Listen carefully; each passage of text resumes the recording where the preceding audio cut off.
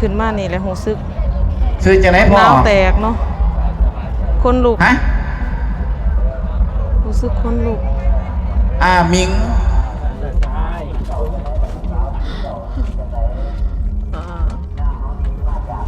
ไล่มาจากผืนพี่น้องเป็นกระโตงเอายางใหญ่นำซักชีวิตอันนี้เป็น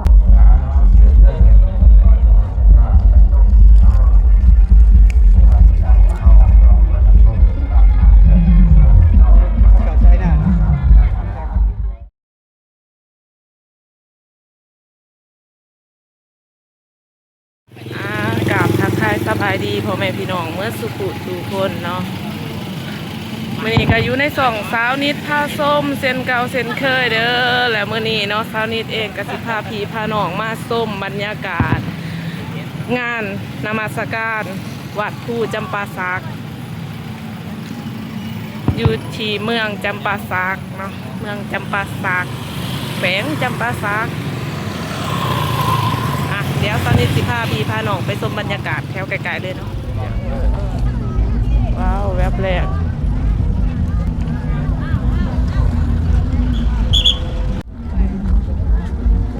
โต๊ะคนขนาด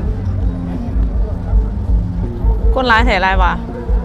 อันนี้ก็จะเป็นทีมงานของพวกเราเนาะ ทีมงานเราก็จะมีซัมเมย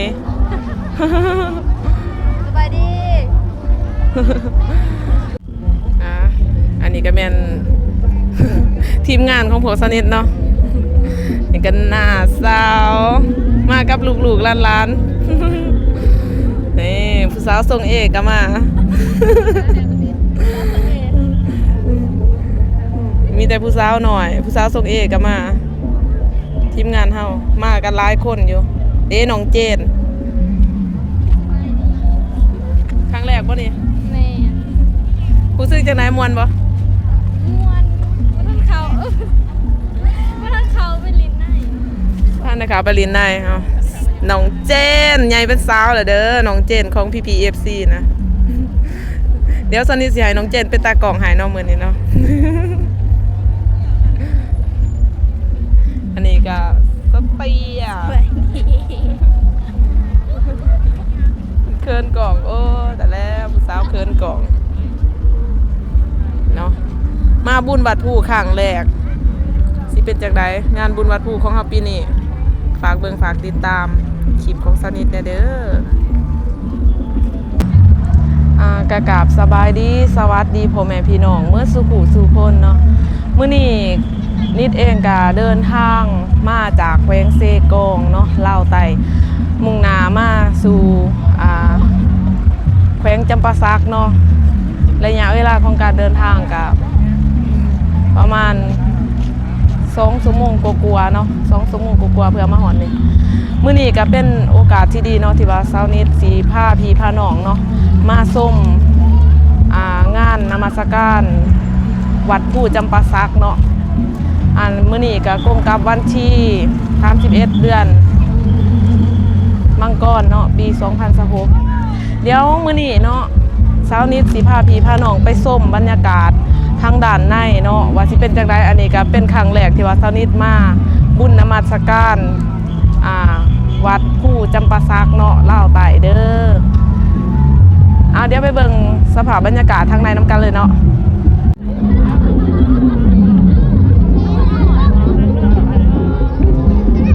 สำหรับภาษาทินพูนภาษาทินวัดภูมันอยู่เทิงพูนแหละพ่อแม่พี่น้องเอ้ยพูนแหละขึ้นสิได้ขึ้นภูไปพูนแหละเนาะอันนี้สิเป็นบรรยากาศตอนกลางคืนเนาะเดี๋ยวสันนิสิยางพูนแหละขึ้นเทิงภูพูนแหละเด้อไปเบิ่งบรรยากาศยามกลางคืนเนาะงามๆเด้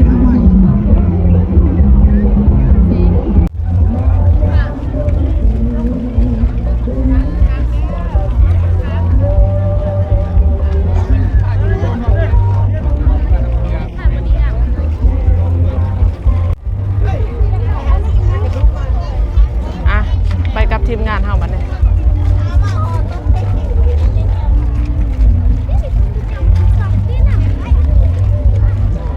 สนิท ามาเลาะเบิ่งว่าเขาเจ้าขายอีหยังแหน่เนาะก่อนอื่นเมื่อเฮาก็สิเลาะเบิ่งว่าเขาเจ้าขายหยังแหน่ป้าบังข้าวหลาม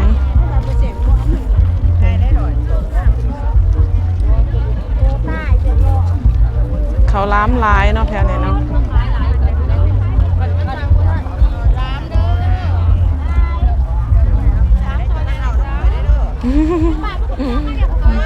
ขายข้าวหลามบ้างเท่าไรอันนี้ขายจากไหนแบบใหญ่ๆเนี่ยนี่เท่าไรอันนี้30อันนี้เด้3อันนี้20,000สิวะโอ้อันใหญ่คือสิกินลำบากเอาอันนี้ซะ3อันเฮ็ดใหม่อยู่บ่โอ้มันให้ซิมนำหวานบ่ข้าวอีหยังข้าวขาวโอ้น้องเพิ่นให้ซิมนำเด้อลองซิมน้อยนึงน้ำเด้อเอาอันนี้ซะอันนี้มันคือมันใหญ่อยู่แต่ว่าหยานมันกินลำบากเนาะบ่ลำบากแซ่บแม่นบ่แม่นเอาอันหน่อยนี่ก็ได้20,000กีบเนาะ20,000กีบกับประมาณ30กว่าบาทหายเงินไหมค่ะก่อนแป๊บนึงหลังจากที่ว่าได้เขาวหลามเนาะเฮาก็เดินทางต่อเดี๋ยวสนิทสิพาพี่พาน้องมาเลาะเบิ่งอีกเนาะว่าเขาเจ้าขายหยังแน่แถวนี้เนาะติบเขาโอ้เขาเจ้าขายเครื่องหลายอีนี่พ่อแม่พี่น้องเอ้ยทางนั้นก็เป็นติบเขาเนาะคนรอหลายแฮง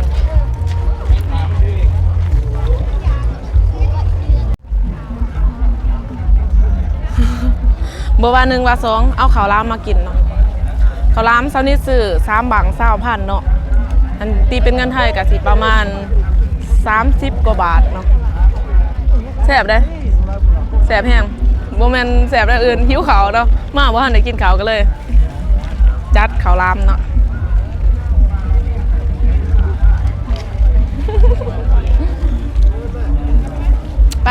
ไปต่อเป็น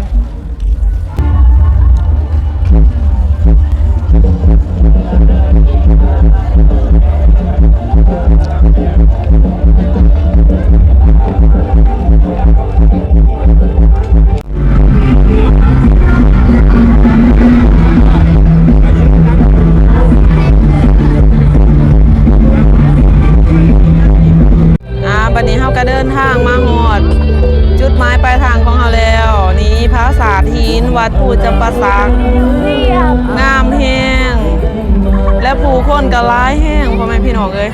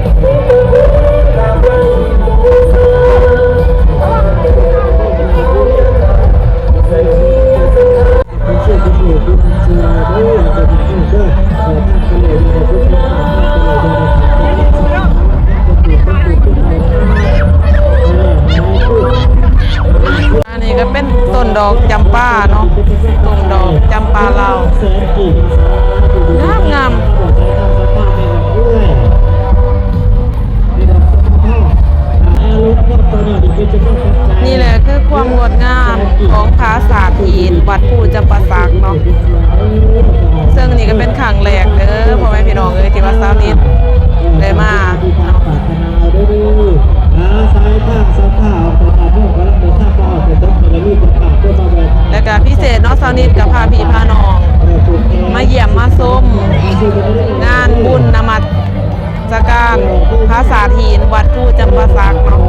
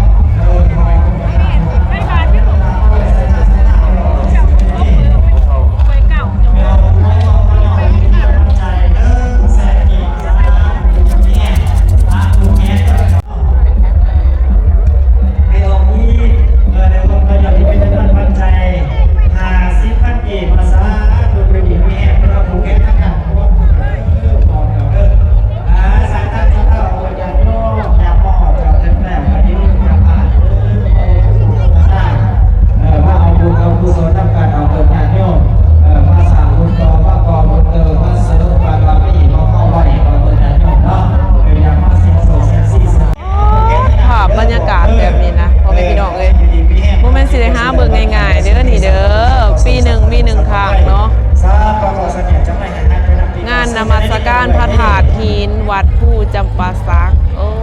ยเดือดเพลง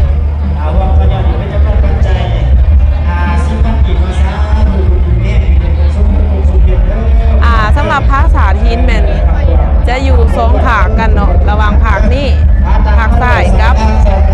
ผากขวาเนาะคนร้ายแห้งโอ้ได้มาแนวนี้แหละหูซึกซื่นใจเนาะเดี๋ยวมาเห็นนี่เนาะอันนี้ก็เป็นภาพบรรยากาศยามค่ำคืนที่พระสาธีนวัดผู้จำปาสักยามเหลียวแล้วก็ยามอีกพ่อเราก็ยันย่อจริงครับแม่โดยข้อต้องการขอแมวขอบ้ายับขอมานุ่มเมย์ซื้อจากไหนเมย์สายเนาะนุ่มเมย์สายกองบุญพัฒนาปัจจัย30 ปัจจัยสาตัวเลยทำได้ยังไงเด้อขอมาซื้อปัจจัยให้ทุกท่านโชคให้ลูกให้ได้ยังไงเด้อต่อมาผมจะทำอะไรทาง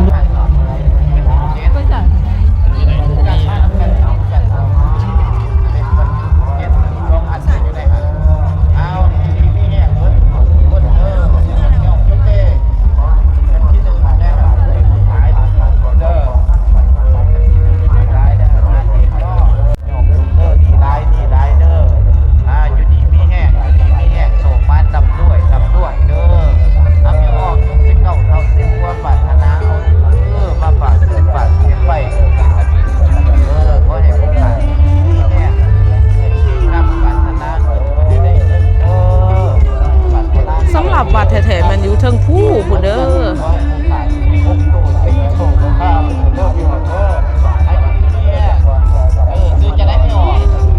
อันนี้เป็นบรรยากาศในยามค่ำคืนเนาะ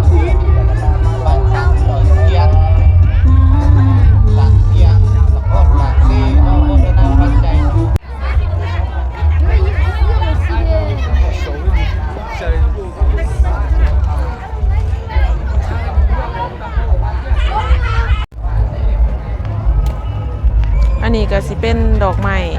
ถูกเพื่อบูชาเนาะบูชาสิ่งศักดิ์สิทธิ์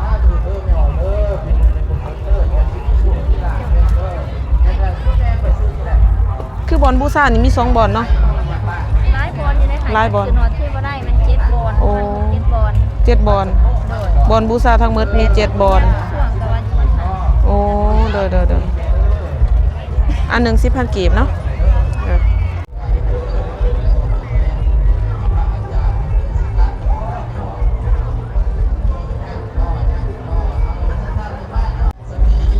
มาบัดนี้เฮาก็สิย่างขึ้นตามหินแบบนี้เนาะหินเป็นสันแบบนี้ขึ้นไปจะเป็นเทิงภูเด้อไปเดี๋ยวสนิทสิพาพี่พาน้องขึ้นไปเนาะ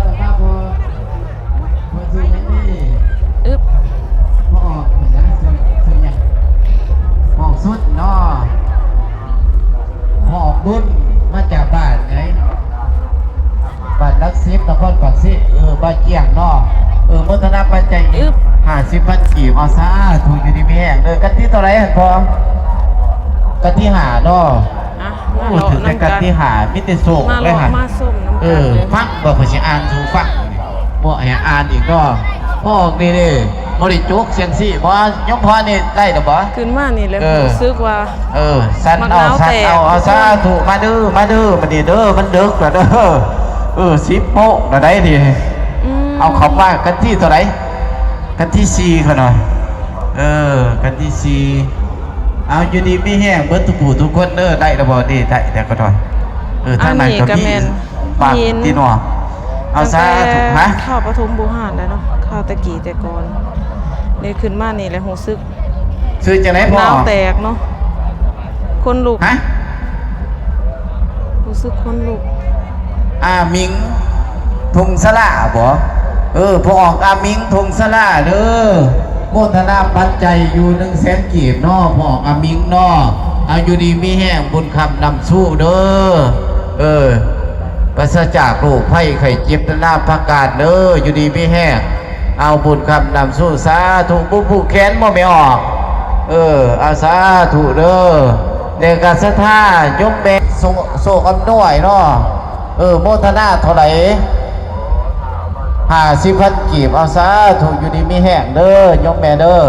คุณคำนำสู้บ่คอยสิได้ยินแต่ฮู้แต่ผู้เพิ่นแต่แต่ก็ไม่ออกซื้อจังได๋ไม่ออกท้องเนาะไม่ออกต้องบ่ไม่ออกต้องมาจากบ้านใช่ดิไม่ออกพุกกี้เนาะโมทนาปัจจัย50,000 กีบบ่เอาซะถูกอยู่ดีมีแห้งเด้อไม่ออกเด้อคุณคำนำสู้เด้อปราศจากโรคภัยไข้เจ็บ อ๋อเพิ่นเอาสร้างมาอันนำมาแสดงนำเด้ แก้วรุ่งด่างสดสม สร้างตัวเป็นๆสร้างสดๆสร้างสดๆสร้างตัวเป็นๆเลยเนี่ย ต้องซื้อพระองค์เจ้าขึ้นเมื่อห้องประสิทธิ์ใส่แก้วปูขึ้นมาอยู่สืบสางเมื่อบ้านทรงเย็นได้โอ้สูง สร้าง3ตัวเนาะ นอกอยู่ดิกันที่เท่าไหร่ถึงกันหรอมุ่นกำลังเดินไปสดผ่านมาได้มือได้ดอกไปพันพ่อตาพันทรงเพศอนันตราชเจ้าคือสีเถ่าผู้อยู่ไฟเฮียนขอฉีบอกให้โซ่ใหญ่มหาไส้เด้อนี่ทั้งของเขาเดืองโซ่สิวันมาให้ถามถึงความเจ็บไข้วัดไอทุกโสบาปโบเห็นเวทบ่ต่อได้แม่ปีนี่เด้อคุณเจ้าหาปากป้ายเด้อเพราะไม่ออกกันเด็กออกเด็กถึงมากใหม่ๆก็เลยกันที่12ไปหน่อยคือจะไหนไม่ออกกันต้องพ่อถือว่าเป็นภาษาไหนไม่ออกแน่กันที่8ก็ไม่ออกไม่ออกซื้อไม่ออกมีเนาะ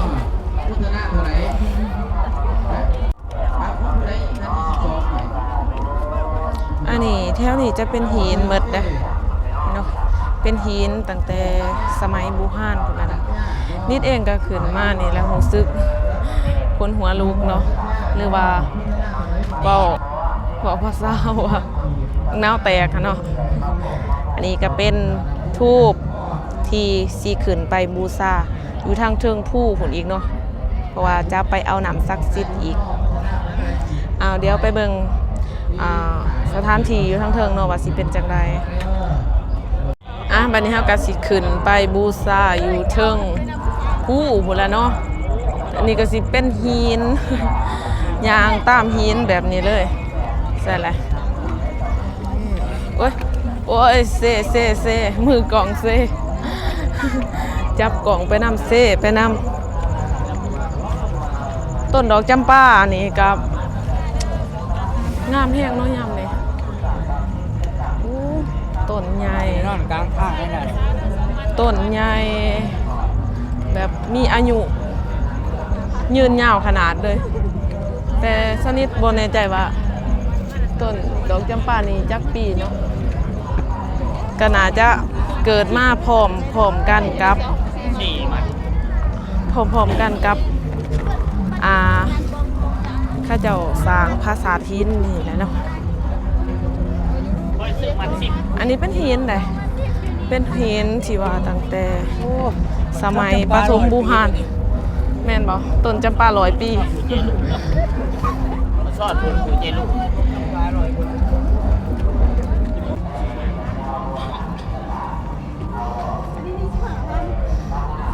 ย่างขึ้นมานี่หอบหนึงแล้วเนาะโอ้ขายอนผู้เจลูกเจเต่า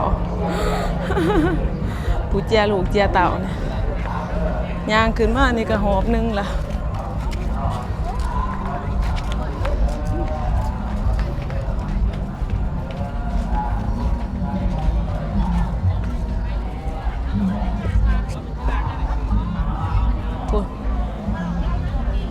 ขึ้นไปพุ่นอีกย่าวเหยียดไปหดพุ่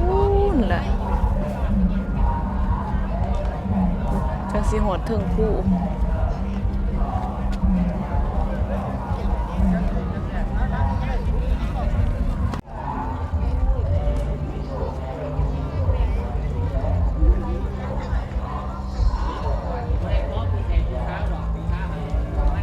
สังเกตเบิ่งหินดีๆเนาะถ้าเบิ่งธรรมดาจะบ่เห็นว่าอีหยังขาดหายลูกจักเปล่าลูกจักเปล่า ก็มาภาพประทับ นิดบ่แน่ใจว่าบันไดนี่มีจักขันเนาะโหแต่ว่าย่างขึ้นมานี่ก็เติบนึงแล้วเนาะหายใจหอบอยู่คุณยังสิมีสั่นต่อไปอีกได้อนะ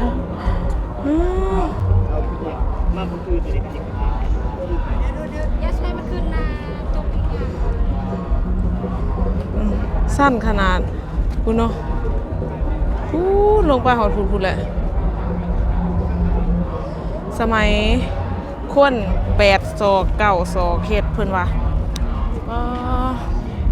เรือเสือเนาะเขาเจ้าก็เฮ็ดได้เนาะ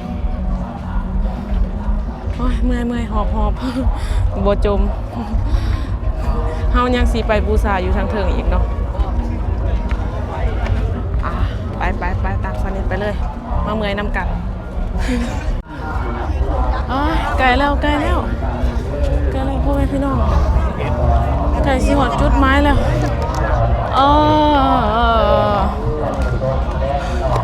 แต่ว่าถ้าเป็นตอนกลางเว้นน่าจะงามแบบ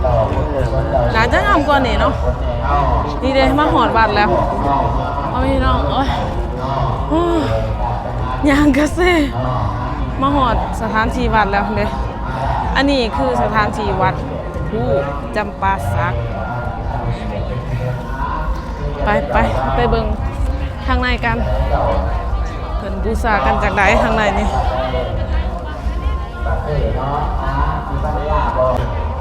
เจ้านี่สิพาพี่พาน้องเขาไปในนี่เนาะนี่เด้ใช่ได้แต่นี่เป็นหิน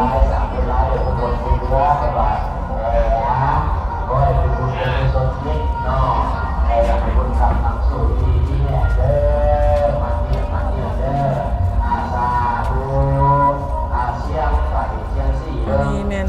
พระพุทธรูปอยู่เทิงอยู่ในวัดผู้เลยเนาะ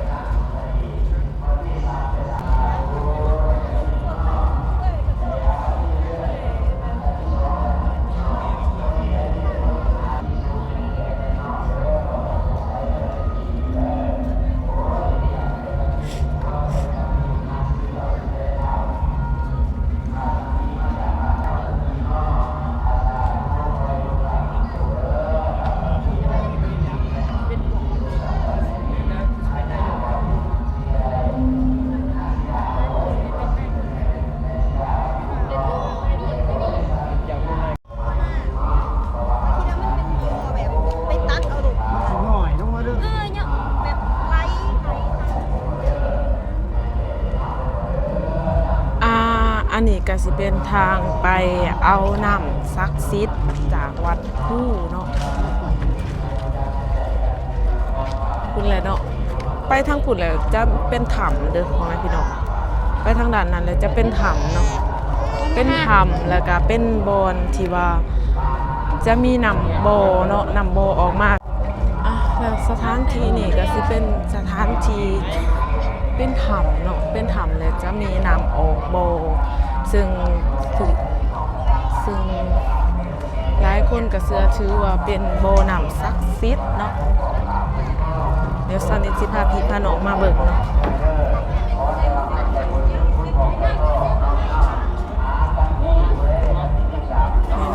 จะเป็นถ้ำแบบนี้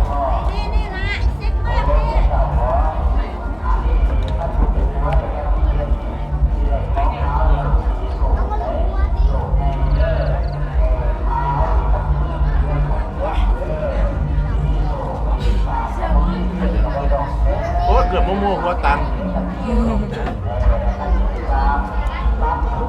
แล้ว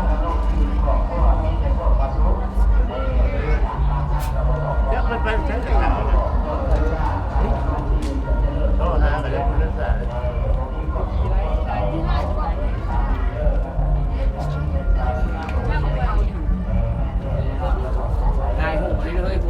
จะเปียกเลยดินิดหน่อยมันหอมไง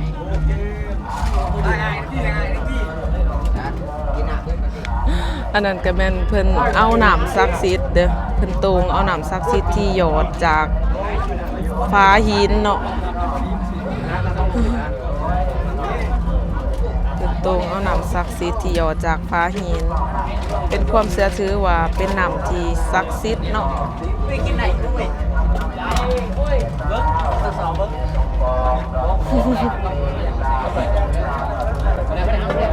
ออกอยู่บ่ทางนี้มันก็ออกอยู่บ่ทางนี้โอ้นี่เด้ออกอยู่เนาะ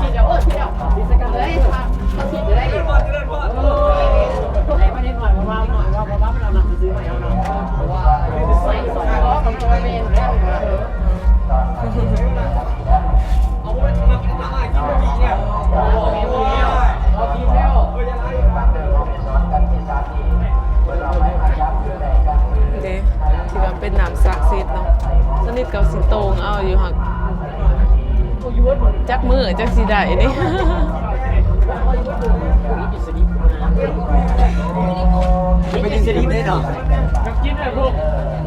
แสดงว่าทางอาหารมันตกหลายเนาะถ้าเจ้าจะไปโตงเอาเด้แต่ว่าสนิทเพื่อสิได้บ่เป็นของง่ายเนาะมันมีบ้างบอนเนาะเพราะว่าน้ำนี่จะออกมาจากผืนหินเนาะอันนี้จะเป็นผืนหินเด้อเนาะนี่จะเป็นผืนหินตอนนี้สนิทก็อยู่ในหินเนาะสนิทพาพี่พาน้องมาอยู่ในโงนหินเด้นี่เป็นสนหินเด้นี่เนาะเป็นสนหินแบบนี้เลย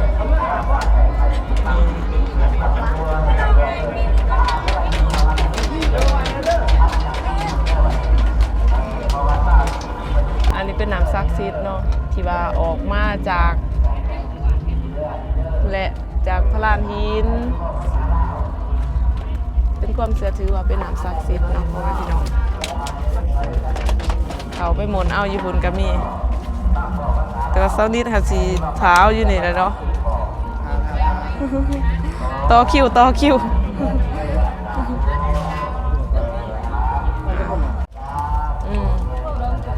น้ำมนต์หลังจากที่ว่าได้เลยก็ตบลูกหัวลูกหางบวนตบนะลูกหัวลูกหาง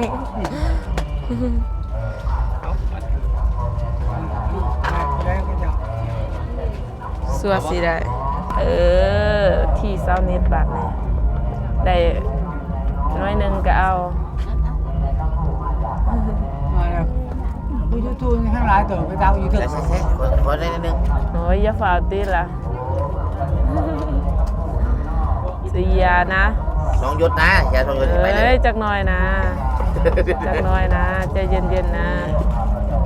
อ๋อขออย่า2 หยดเด็กขอสิไปใช้มือขอสิซื้อ ปั่นกันอ้าวน้ำซักซิดเนาะได้นำหลอดจากหินโบแมนซีได้ง่ายๆแล้วเนาะเด้สนิทก็ได้น้อยหนึ่งเสียเมื่อลูบหัวลูบหางสาธุอยู่ดีมีแหง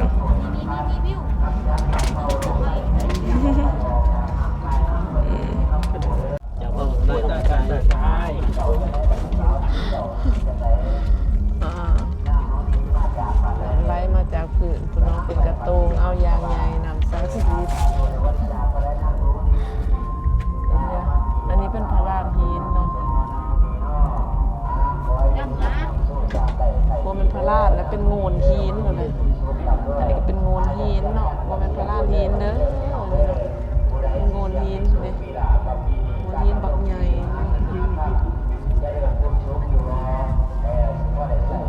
ชื่อว่าเซานิดมาในมือนี้เนาะก็เป็นเซานิดกับพาพี่พาน้องมาชมบรรยากาศในตอนกลางคืนเนาะบัดนี้เฮาก็สิพากันลงไปแล้วเนาะบัดนี้เนาะบัดนี้ก็หอดเวลาหน้าที่ที่เฮาจะต้องกลับเนาะเฮาเดินทางออกมาจากเซกองกับประมาณ5 โมงแรกเนาะหรือว่า 17:00 น. เดินทางมาหอดนี่กา8 โมงหรือว่า2 ทุ่มเนาะแล้วตอนนี้ เที่ยงคืนแล้วเนาะเที่ยงคืน12 โมงเนาะเที่ยงคืน12 โมงแล้วเฮาก็สิได้เดินทางกลับบัดนี้โอ้โหคือสิติดตามมาด้วยแม่โมงนี้คนก็เริ่มจ้างแล้วเนาะขณะนี้เวลา00 โมงกว่านาทีปากซองก็ประตูปัจจัยขณะนี้เวลา00 โมงหรือว่า12 โมงเที่ยงคืนเนาะ12 โมง10 ปลายนาทีเนาะมาด้วยผู้คนก็คือแบบว่าเริ่มจ้างแล้วเนาะมาจากปากซองมุ่งปากซองเนาะตอนนี้เฮาก็เดินทางกลับแล้วดิเดินทางกลับแล้วเนาะสนิทขึ้นไปถึงผู้พูดและพาพี่พาน้องขึ้นไปถึงเนาะกันที่8โอ้เป็นสถานที่อยู่ทางด้านล่างเด้อบางกี้นี่คนหลายแฮงจับเอาโลดแต่วันนี้ก็เดิกแล้วมาที่กันบันโศก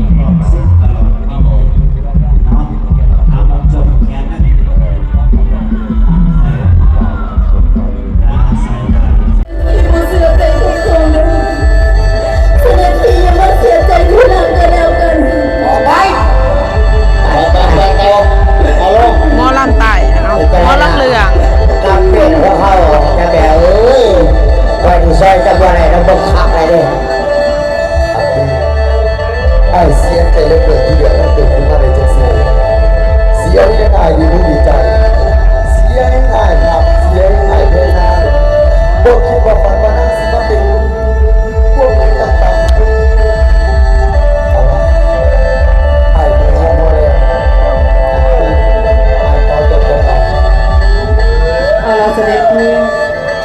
ในเมื่อเหตุการณ์มันเป็นจังซี่อันที่นั่นก็สงสารอยู่หรอกแต่ว่าเมีย ขณะนี้ก็เวลาเที่ยงคืนเนาะเที่ยงคืน12โมงกว่า1โมงย่างหรือว่าตีหนึ่งแล้วเนาะ